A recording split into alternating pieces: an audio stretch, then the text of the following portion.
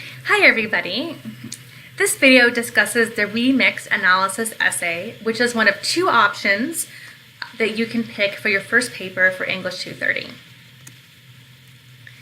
So you have two options for your first paper. You can write a poem analyzing a single poem, or write a paper, analyzing a single poem, or write a paper analyzing an adaptation of a poem.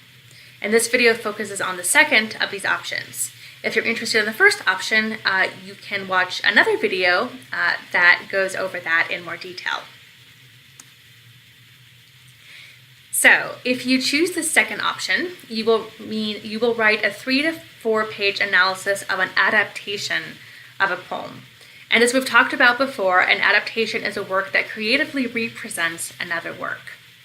If you choose this option, your essay should explain how the adaptation you choose represents and interprets the original work.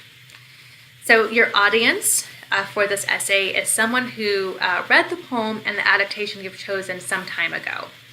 You can assume that your reader is familiar with the works you're discussing, so you can assume that they know basically what they're about and have seen them at some point, but you should not assume that they remember them in detail. And you should also not assume that your reader has the poem or the adaptation in front of them as they read your paper. So if you're going to present a point about a specific a specific part of the poem or specific part of the adaptation, you're going to need to quote that or describe it in detail so that your reader knows what you're talking about. And then the purpose of this poem is to persuade that reader to agree with your view of how the adaptation interprets the poem. So you can write on any of the adaptation on these lists. I won't go over them in super detail. I will say that there's more information about all of these options in the assignment prompt that's on Blackboard. This gives you not just the title of them or the artist that performed them, but it also gives you links to the performances and a little bit more information about the comics. Notice that some of these are adaptations that we have discussed in class, and some of these are adaptations that we have not discussed in class.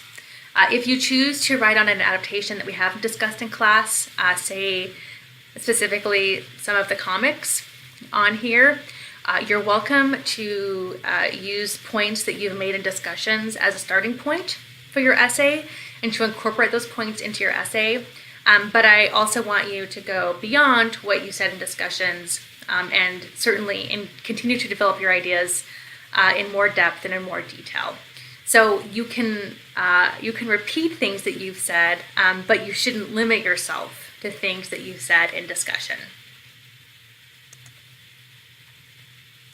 So central to a good paper, or at least a good sort of interpretive or an analytical paper, is a thesis. And your thesis should be a claim about how the adaptation you've chosen interprets the poem. And this basically means that your thesis should really do two things.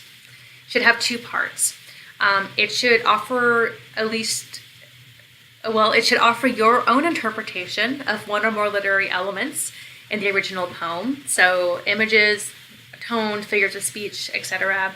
And then it should present an argument about how the adaptation represents or changes those elements. And I know that's a little confusing, so I'm going to provide you with a couple details. So the first one is about the comic based on Shakespeare's Sonnet 130, which also is titled My Mistress's Eyes Are Nothing Like the Sun. So if you remember that example that we looked at in class, it was sort of anatomy drawing, and it had like sort of various arrows pointing to various parts of the body on it. So in this thesis, it says, in his comic based on Shakespeare's Sonnet 130, David Morris's illustration highlights the ways in which the speaker uses specific words and figures of speech to dissect his mistress's body in the original poem. So notice that there's two things going on in this thesis. There's a claim about the original poem. So there's a claim about the person who wrote this thesis is saying that in the original poem, in Shakespeare's poem, the speaker used words and figures of speech to sort of dissect his mistress's body, to sort of take it apart and analyze it. And then it claims that Morris's illustration, so the way that he's sort of the image and the way that he's formatted that image, and sort of through his illustration, it sort of highlights that aspect of the poem. The fact that the person who's speaking within the poem is actually sort of taking apart his mistress's body. The adaptation really sort of highlights that and sort of brings that to the forefront. The second example I give you is maybe a little bit easier to follow, and this is about a sort of musical adaptation of Robert Burns's poem, The Red, Red Rose. So in this thesis, it says, well, the tone of Robert Burns's poem, A Red, Red Rose, is optimistic. The tone of Josiane Clarke and Ben Walker's performance is melancholy.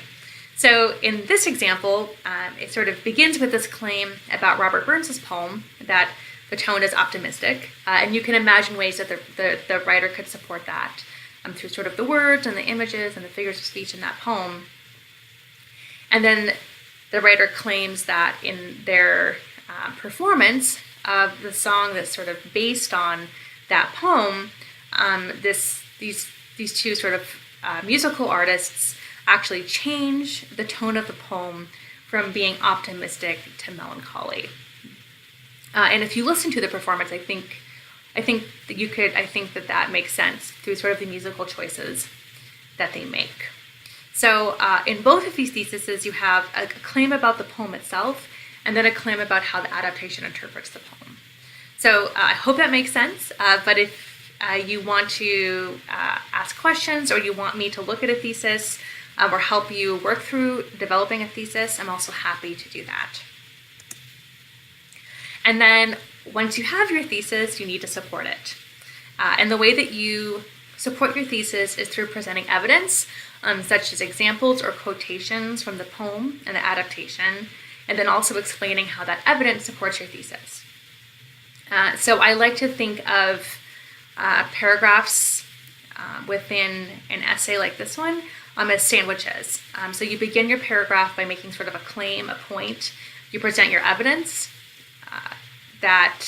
so whether that's an example or a quotation, that's sort of the meat of your sandwich. And then the other side of the sandwich, the sort of other piece of bread of that sandwich, is you explaining how that quote or that example supports your point. So you have sort of claim, evidence, and then explanation.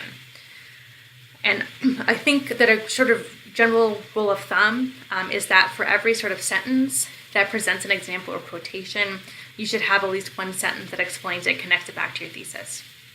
And so you should never present a big sort of long quote and then only have like one sentence connecting it back to your thesis or back to your point. If you're going to present a big long quote, then you need to have a big long explanation of that quote, because you don't want to assume that your reader knows what you're thinking. You want to make your argument and your interpretation of that quotation as explicit and obvious as possible. So you want to lay out exactly sort of your own train of thought and your own logic so that your reader can follow that logic and hopefully find your interpretation persuasive. So I'm finally going to go over the requirements of the paper. So the essay should be 3 to 4 full pages. And I say here not 2.5 pages. So when I say 3 to 4 full pages, I mean like a full 3 pages, like all the way to the bottom of the paper. Your essay should follow MLA style formatting. So this means it should be double spaced and typed in 12-point Times New Roman font. It should have 1-inch margins. It should have the page number and your last name on the top right corner. And then the first page should also have a heading on the top left corner that has your name, the instructor's name, the class, and the date. And then any quotations that you present should be properly formatted and documented. So this means parenthetically citing the lines that you're quoting, so putting the lines in parentheses, and then also depending on what you're quoting and how much you're quoting, marking sort of the line breaks between lines of poetry. And there's information about how to do this in your textbook. Your paper should also be well organized. So this means that it should have an introduction, Because this is a short paper, fairly short paper, your introduction should be fairly short. 3 to 5 sentences is usually plenty for a paper of this length. And that introduction should briefly contextualize the poem and the adaptation, and then present your thesis. The body paragraphs should develop that thesis, and each body paragraph should have a clear point, and then all of the sentences in the paragraph should either explain or support that point. So each of your paragraphs should be organized around a single clear point. And then finally, you should have a short conclusion. Again, probably 3 to 5 sentences is plenty. That sort of sums up your argument.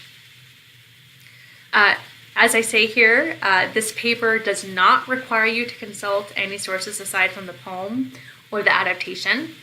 However, if you do decide to quote from other sources, you should document them within the paper and list them on an attached works cited page. If you only quote from the poem and the adaptation, then you don't need a works cited page. So that's something a little bit different between this class and other classes, but I'm not expecting a works cited page unless you do decide to consult outside sources, which you don't actually have to do. I hope that makes sense. And then finally, I want to call your attention to a couple additional resources. So pages 1254 through 1261 in the textbook talk about how to format quotations and provide some examples of that. So as you're sort of writing a paper and formatting your paper and introducing quotations, I encourage you to take a look at that. And then there's a rubric on Blackboard that outlines the grading criteria for this paper. So if you want to look at the grading criteria that I'll be looking at when I grade your paper, you can do that. And this provides a fairly clear set of sort of my expectations for the paper. So please let me know if you have questions. I'm also happy to set up a meeting if you want to talk about the poem you've chosen or the adaptation that you've chosen, and I'm happy to help you brainstorm ideas or even brainstorm a thesis. So please let me know if you have questions or if you'd like to set up a meeting. And otherwise, I look forward to reading your paper.